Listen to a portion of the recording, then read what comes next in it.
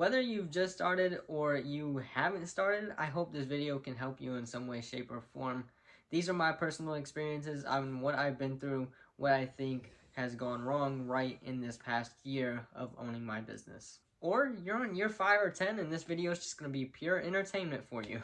Let's start with what my business actually is, and it's almost a tough one to answer. What we sell is home decor, clothing, furniture, vintage clothing, pretty much everything in the book. Soap, there's so much that we actually do sell, and we are a 3,600 square foot retail store. I personally do not have all of these products. We have about half of the store, and the other half of the store is vendors. I have 25 vendors in my store who carry these products. We personally carry clothing, vintage furniture, new furniture, and home decor. Maybe wondering how I got started in all of this, and if that's something y'all want to see, that will be for another video. Or you might be making assumptions, which leads me to my next point of being a young store owner. It's really not as bad as you think. Now, you think you're going to get criticized, people are going to treat you badly because you're young. There's going to be people that will be like that, but there's not that many. If you know what you're doing, you'll prove to those people really fast. Other than that, a lot of people will actually root for you because they don't want to see this young kid fail. So if you're sitting there and you're like, they're not going to respect me, they're not going to take me serious because I'm so young, I would advise you just start and learn everything you can about that, become an expert.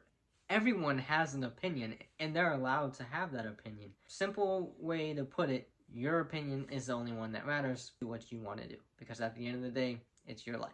My schedule is Monday through Saturday, 10 a.m. to 6 p.m., but what a lot of people don't see is there's an hour before work, and there's an hour after work. I'm working about 60 hours a week. It's not crazy. There's tons of people that do a lot more than that, and there's tons of people that do a lot less. It really boils down to how do you want to live your life and your work-life balance that you have to create yourself. How is actually owning a retail store? I could probably sit here and talk about this for 30 minutes, but I'm going to try and keep it short and simple. Do your research on your location if that is what you're going to rely on for foot traffic. I will honestly say you need to stalk that location and do every single ounce of research possible to find out things about that location, because it will make or break you. Retail rent is also extremely expensive. Most likely going to have a triple net. You're going to have to bring your first month's rent and have a security deposit. Easily, that can run you over $10,000. You're also going to have to do a full build out. You have your utilities, permits, and a whole bunch of stuff that really goes into owning a brick and mortar store. Would I ever do this again? Possibly. Sometimes I want to move away. Sometimes I want to stay right here and continue and pursue the dream that I had. It's tough day to day.